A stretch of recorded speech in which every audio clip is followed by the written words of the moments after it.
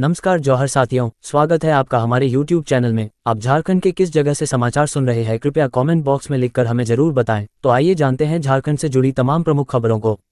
इससे पहले अगर आपने अभी तक इस चैनल को सब्सक्राइब नहीं किए हैं तो चैनल को सब्सक्राइब करके बेल आइकॉन को भी प्रेस कर दीजिए। क्या घुसपैठिए आ जाएंगे तब लेंगे एक्शन? केंद्र और राज्य सरकार को एचसी ने क्यों लगाई फटकार? दरअसल आपको बता दूं कि संथाल परगना में बांग्लादेशी घुसपैठियों से जुड़े मामले पर गुरुवार को केंद्र और राज्य सरकार की ओर से जवाब दाखिल नहीं करने पर झारखंड हाईकोर्ट ने कड़ी नाराजगी जताई। हाईकोर्ट ने टिप्पणी करते हुए कहा कि बांग्लादेश में राजनीतिक अस्थिरता है, वहां के हालात ठीक नहीं है। घुसपैठियों के मामले में केंद्र और राज्य सरकार उदासीन है। क्या घुसपैठियों के प्रवेश कर जाने के बाद ही केंद्र सरकार कार्रवाई करेगी? Acting chief justice Sujit Narayan Prasad और जस्टिस ए.के. राय की अदालत ने इंटेलिजेंस ब्यूरो (आईबी) के निदेशक, भारत के मुख्य निर्वाचन आयुक्त, सीमा सुरक्षा के महानिदेशक और unique identification authority of India के महानिदेशक को प्रतिवादी बनाते हुए अगली तिथि को पक्ष रखने का निर्देश दिया। आईबी को सीलबंद रिपोर्ट पेश करने का निर्देश दिया है। अगली सुनवाई 22 अगस्त को होगी। बता दें कि संथाल इलाके में बांग्लादेशी घुसपैठ रोकने को लेकर दानियल दानिश ने जनहित याचिका दायर की है। आपको बता दें कि सुनवाई के दौरान पूर्व निर्देश के आलोक में देवघर, दुमका, गोड्डा, साहिबगंज, पाकुड़ और जामताड़ा के उपायुक्तों द्वारा जवाब दाखिल नहीं किए जाने पर कोर्ट ने राज्य सरकार पर कड़ी नाराजगी जताई। कोर्ट ने मौखिक कहा कि संथाल परगना में बांग्लादेशी घुसपैठिए के आने की बात संज्ञान में लाई गई है। ऐसे संवेदनशील मुद्दे पर अब तक जवाब नहीं आना दुर्भाग्यपूर्ण है। सरयू राय की वजह से हो रहा नुकसान, 100 करोड़ दिलाए। पूर्व मंत्री के खिलाफ कोर्ट क्यों पहुंची मैनहट्ट कंपनी? दरअसल आपको बता दूं कि मैनहट्ट कंपनी ने जमशेदपुर पूर्वी के विधायक सरयू राय पर रांची सिविल कोर्ट में 100 करोड़ की मानहानि का दावा करते हुए मुकदमा दर्ज कराया है। कोर्ट में दाखिल आवेदन में कहा है कि बार बार मुद्दा उठाए जाने से कंपनी की छवि खराब हो रही है, जिससे कंपनी को आर्थिक क्षति हो रही है। ऐसे में अदालत कंपनी को 100 करोड़ रुपये क्षतिपूर्ति के रूप में दिलाए। कंपनी ने कहा कि तत्कालीन सरकार ने सरयू राय के मुताबिक निर्णय नहीं लिया तो मामले को विवादित करते रहे। इस मुद्दे पर किताब लिखकर भी मानहानि की है। कंपनी ने दावा किया है कि रांची में वर्ष 2005-06 में सीवरेज ड्रेनेज की कंसल्टेंसी के संबंध में प्रारंभ से लेकर अंत कर सारे निर्णय कैबिनेट या सक्षम स्तर से लिए गए हैं।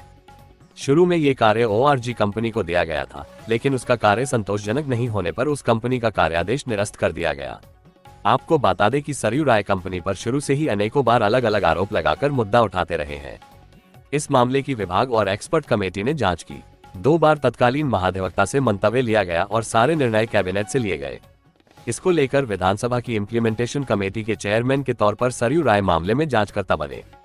कमेटी की रिपोर्ट और हाईकोर्ट के निर्णय के बाद सरकार के उच्च स्तर पर निर्णय लेते हुए मैनहट्ट को काम करने और भुगतान करने का आदेश दिया गया। झारखंड में इनकम टैक्स का बड़ा एक्शन, बिजनेसमैन पवन बजाज की 1200 करोड़ की संपत्ति जब्त, क्या आरोप? दरअसल आपको बता दूं कि आयकर विभाग की बेनामी संपत्ति इकाई ने झारखंड के कारोबारी पवन बजाज की 1200 एकड़ से अधिक जमीन जब्त की है। बिहार झारखंड में अब तक की यह सबसे बड़ी कार्रवाई मानी जा रही है। जब्त जमीन की सरकारी कीमत करीब 32 करोड़ है, परंतु बाजार मूल्य कहीं अधिक है। ये बड़ा भूभाग रांची के बुंडू अनुमंडल के तैमा गांव के पास स्थित दशम जलप्रपात के निकट है। इस भूखंड को जब्त करने संबंधी अंतरिम आदेश आयकर विभाग के पटना में मौजूद बिहार झारखंड मुख्यालय ने जारी किया है। नियमानुसार मामले की सुनवाई आयकर के सक्षम प्राधिकार में होगी। सभी पहलुओं पर सुनवाई के बाद इसे अंतिम रूप से जब्त करने का आदेश जारी किया जाएगा। इस जमीन पर जल्द ही आयकर विभाग अपने अधिकार का सूचना पट लगाने की तैयारी में है। साथ ही संबंधित निबंधन कार्यालय को भी इसकी खाता खेसरा संख्या की भी जानकारी दी जाएगी, ताकि इस जमीन की खरीद बिक्री किसी सूरत में नहीं हो सके। आपको बता दें कि व्यवसायी पवन बजाज की मूल कंपनी का नाम शाकंभरी कंस्ट्रक्शन कंपनी लिमिटेड है। इनकी दूसरी सहायक company Koshi consultant private limited नाम से है। इसी कंपनी के नाम पर यह 1200 एकड़ का भूखंड बताया गया था, लेकिन जांच में इसका मालिकाना हक किसी दूसरे के नाम पर निकला, जिसकी जांच करने पर बेनामी संपत्ति से जुड़ा पूरा मामला सामने आया। पवन बजाज की कंपनियों के ठिकानों पर करीब 3 साल पहले आयकर की छापेमारी हुई थी, जिसमें करोड़ों रुपए की टैक्स चोरी की बात सामने आई थी। उसी क्रम में इस संपत्ति के दस्तावेज मिले थे। अब नहीं बच पाएंगे घोटालेबाज, सिट करेगी रांची जमीन घोटाले की जांच, क्या क्या जिम्मेदारी? दरअसल आपको बता दूं कि रांची जमीन घोटाले में ईडी प्रवर्तन निदेशालय ने जहां फर्जी दस्तावेज पर जमीन कब्जाने की जांच में खुलासे किए हैं, वहीं अब झारखंड पुलिस ने रांची में कागजात में फर्जीवाड़ा और जबरन जमीन हस्तांतरण के मामलों में एसआईटी का गठन किया है। डीजीपी अनुराग गुप्ता के आदेश पर गठित एसआईटी में अध्यक्ष आईजी सीआईडी सुदर्शन प्रसाद मंडल हैं। जबकि एसआईटी के सदस्य DIG Jai Patel, Mayur Kanhaiya Lal, special branch DIG Kartik S, CID DIG Sandhya Rani Mehta, ATS SP Rishabh Kumar Jha, CID SP Anuranjan Kispotta, SP Deepak Kumar शामिल हैं। एसआईटी को प्रत्येक 15 दिनों में अपनी कार्रवाई से संबंधित गोपनीय रिपोर्ट डीजीपी को उपलब्ध करानी होगी। आपको बता दूं कि जिला में जमीन के फर्जीवाड़े व अवैध हस्तांतरण में शामिल व्यक्तियों की सूची एसआईटी थानेदारों से हासिल करेगी। जमीन कब्जे के लिए बल प्रयोग करने वाले व्यक्तियों का नाम, संपत्ति का विवरण, अवैध हस्तांतरित भूमि की सूची बनाई जाएगी। यदि थानेदार जमीन से जुड़े अपराधियों की सूची नहीं देता है तो वैसे थानेदारों को भी चिन्हित किया जाएगा। संबंधित क्षेत्र के डीएसपी का दायित्व होगा कि गहन समीक्षा कर ऐसे थानेदारों के खिलाफ रिपोर्ट करें। कमलेश ने कांके अंचल के अफसरों की मिलीभगत से कागजात में की हेराफेरी। दरअसल आपको बता दूं कि जमीन घोटाला मामले में ईडी गिरफ्तार जमीन माफिया कमलेश कुमार को रिमांड पर लेकर पूछताछ कर रहा है। ईडी उससे 9 दिनों तक पूछताछ कर चुका है। 9 अगस्त को उसकी कुल 10 दिनों की रिमांड पूरी हो जाएगी। ईडी उसे शुक्रवार को पीएमएलए कोर्ट में पेश करेगा। उसे और 3 दिनों की रिमांड पर लेने के लिए ईडी कोर्ट से आग्रह कर सकता है। अब तक की हुई पूछताछ में कमलेश कुमार ने ईडी के समक्ष कई राज खोले हैं। उसने कांके अंचल में हुए कई जमीनों की हेराफेरी की जानकारी ईडी को दी है। उसने बताया है कि कांके अंचल के अधिकारियों और कर्मियों के साथ मिलकर कई जमीनों के दस्तावेजों में हेराफेरी की है। कमलेश से पूछताछ में कांके सीओ जय कुमार राम और सीआई चितरंजन टुडू की भूमिका संदिग्ध पाई गई है। कमलेश के कहने पर इन दोनों ने बड़े पैमाने पर जमीनों के दस्तावेजों में न सिर्फ अंचल कार्यालय में गड़बड़ी की है, बल्कि प्रोजेक्ट भवन स्थित एनआईसी में जाकर रेकर्ड में भी छेड़छाड़ की है, ताकि दूसरे की जमीन किसी और के नाम पर हो जाए। ईडी को कमलेश कुमार ने जो जानकारी दी है, उसके बाद इन दोनों अधिकारियों की परेशानी बढ़ सकती है, क्योंकि दोनों के विरुद्ध जमीन के दस्तावेजों में गड़बड़ी करने के पुख्ता साक्ष्य ईडी को मिल चुके हैं।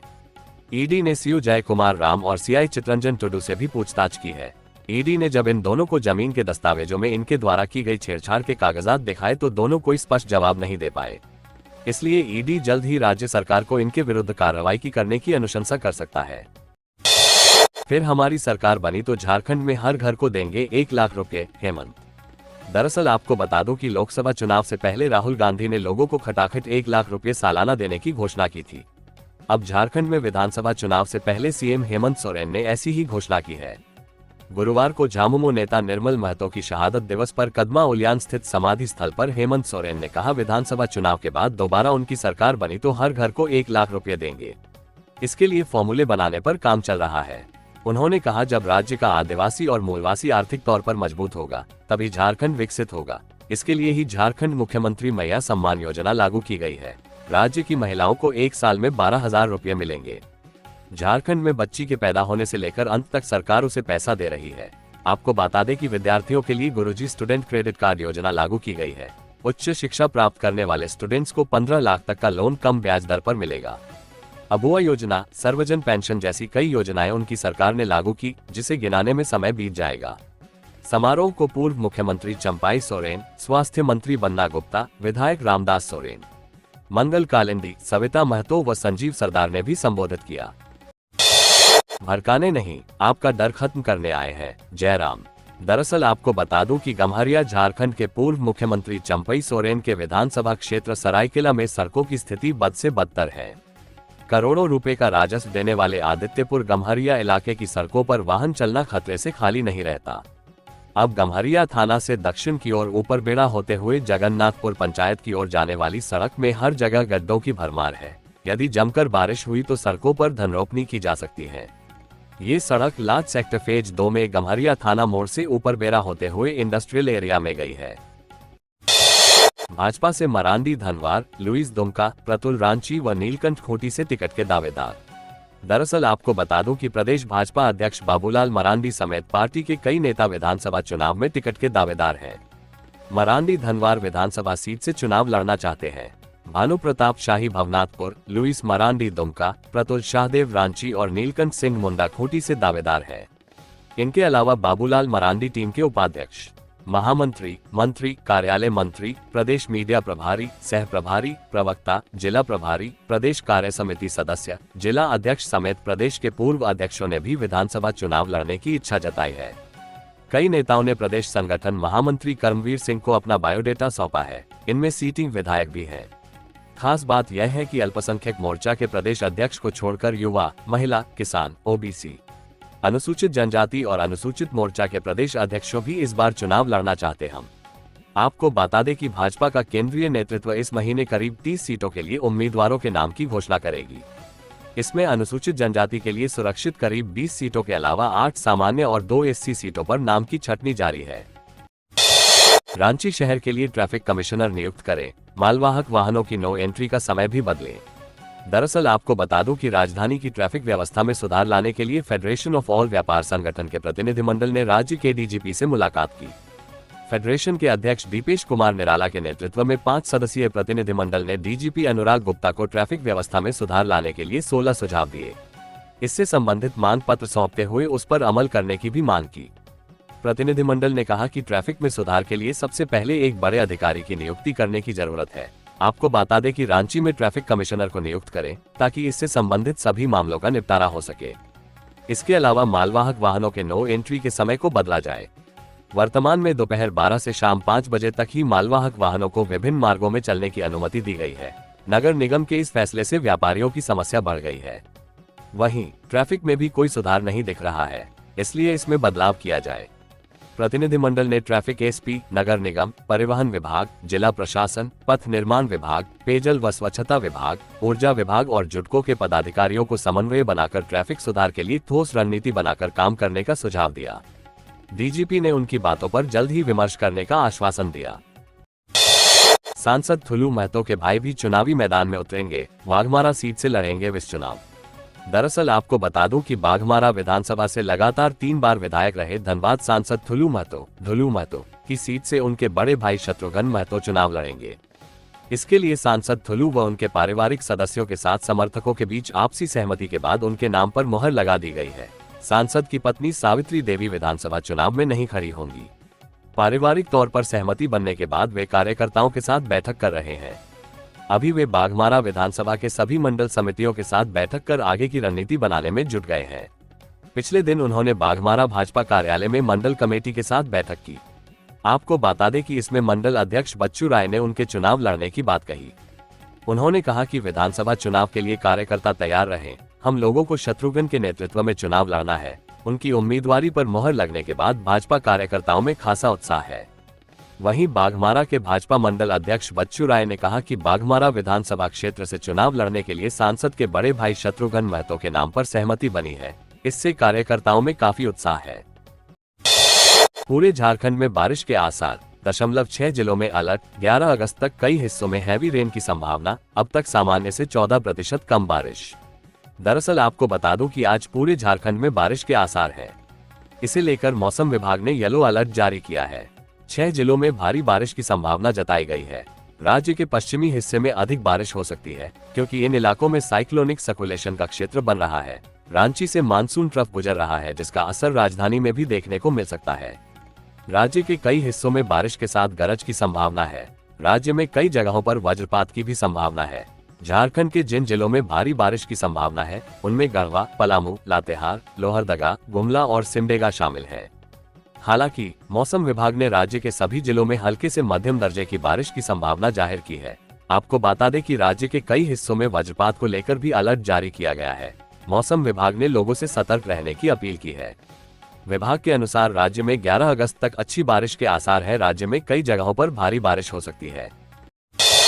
चाहकर भी भारत से दुश्मनी नहीं मोल सकता बांग्लादेश, झारखंड से खास कनेक्शन, हमारी वजह से ही रोशन है उसकी दुनिया। दरअसल आपको बता दूं कि बांग्लादेश में नई सरकार का गठन हो गया। नोबेल पुरस्कार विजेता मोहम्मद यूनुस ने अंतरिम सरकार के चीफ के तौर पर बांग्लादेश की कमान संभाल ली। अब तक बांग्लादेश की कमान भारत की दोस्त शेख हसीना के हाथ में थी, मगर अब बांग्लादेश में हुकूमत बदल गई है। तेवर भी बदल जाए तो कोई हैरानी नहीं होगी। बांग्लादेश की कमान भले ही मोहम्मद यूनुस संभाल रहे हो, मगर पर्दे के पीछे से सरकार सेना ही चला रही है। मोहम्मद यूनुस शेख हसीना के कटु आलोचक और विरोधी माने जाते हैं। ऐसे में संभावना यह है कि भारत संग बांग्लादेश के रिश्ते पहले की तरह न रहे, मगर यह सब कुछ बांग्लादेश के ऊपर निर्भर करता है। हालांकि हकीकत यह भी है कि बांग्लादेश चाहकर भी भारत से दुश्मनी नहीं मोल सकता। आपको बता दें कि अब अगर बांग्लादेश चीन के बहकावे में आकर भारत को आंखें दिखाने की कोशिश करता है तो फिर इसका खामियाजा उसे भुगतना पड़ सकता है। भारत अगर बिजली सप्लाई रोक दे तो पूरे बांग्लादेश में हाहाकार मच जाएगा। भारत से बांग्लादेश को जो अभी बिजली मिल रही है वह झारखंड में स्थित अदानी के थर्मल पावर प्लांट से मिल रही है। झारखंड के गोड्डा स्थित ultra super critical thermal power plant से ही बांग्लादेश की बत्ती जल रही है। इस प्लांट से बांग्लादेश को 1496 मेगावाट बिजली सप्लाई की जाती है, तब जाकर बांग्लादेश की जरूरत पूरी होती है। मनीष सिसोदिया को जमानत, सुप्रीम कोर्ट ने वजह भी बताई। 530 दिन बाद आजादी। दरअसल आपको बता दूं कि दिल्ली के पूर्व उप मुख्यमंत्री मनीष सिसोदिया को आखिरकार जमानत मिल गई है। सुप्रीम कोर्ट ने उन्हें ईडी और सीबीआई केस में शुक्रवार को जमानत दे दी। सिसोदिया 17 महीनों बाद जेल से बाहर निकलेंगे।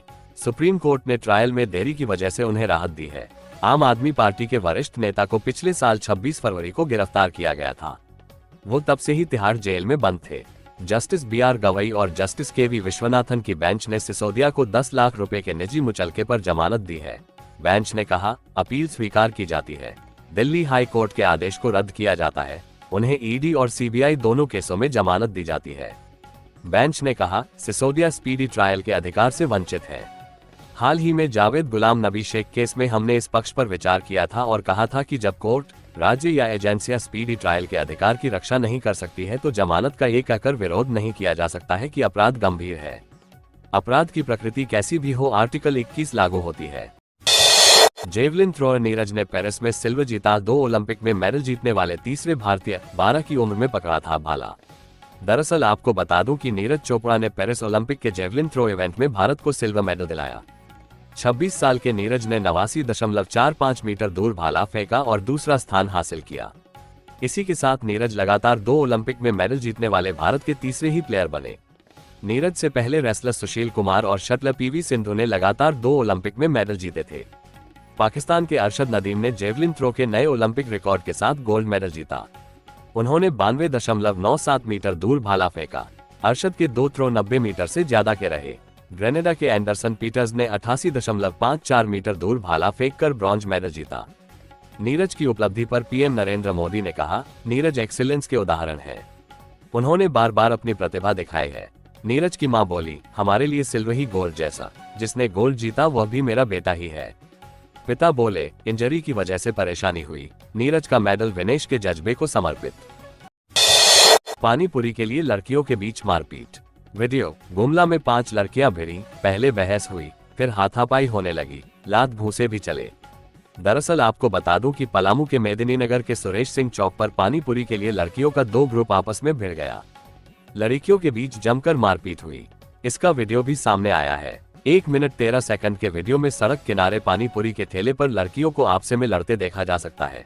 ये वीडियो सुरेश सिंह चौक चौराहे का बताया जा रहा है। बताया जाता है कि 2 लड़कियां पानीपुरी खाने आई थी। इस बीच 3 लड़कियों का एक ग्रुप भी वहां पहुंचा। पानीपुरी को लेकर उनके बीच हल्की बहस हुई।